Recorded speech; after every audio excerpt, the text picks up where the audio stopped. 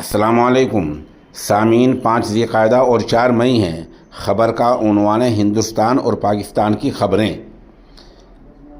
B S F نے یعنی بھارتی سیکورٹی فورس نے راجستھان میں واقع بھارت اور پاک کی عالمی سرحد سے پاکستان کے ایک رینجر کو گرفتار کیا ہے۔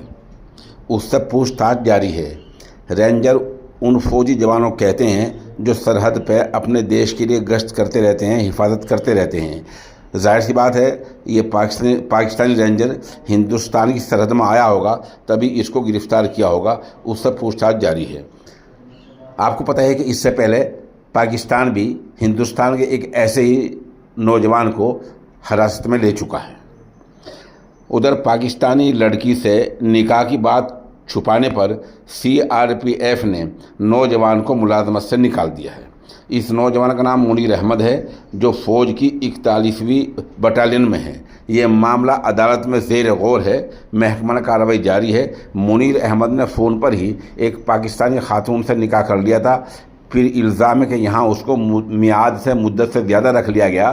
ان دونوں الزامات کے چلتے منیر احمد کو بی ایس ایف نے ملازمت سے نکال دیا ہے۔ ضابطۂ کارروائی جاری ہے۔ معاملہ عدالت میں زیر غور ہے۔ ادھر پاکستان نے ہندوستانی جہازوں کے لیے اپنی تمام بندرگاہیں بند کر دی ہے۔ اب جو مال بردار جہاز ہوتے ہیں، مال ادھر سے ادھر جانا ہوتا ہے، وہ کوئی نہیں جا پائے گا۔ دیگر ممالک کا بھی اس طرح ہندوستان کے ذریعے جاتا ہے، وہ بھی نہیں جا پائے گا۔ یہ ایک بڑی مشکل والا فیصلہ ہوتا ہے۔ اس دوران روس میں پاکستان کے سفیر محمد خالد جمیل نے ایک گیدڑ بھبکی دی ہے۔ انہوں نے اپنی گیدڑ بھبکی میں کہا کہ اگر ہندوستان نے حملہ کیا تو ہم جوہری ہتھیار یعنی پرمانو سے حملہ کریں گے۔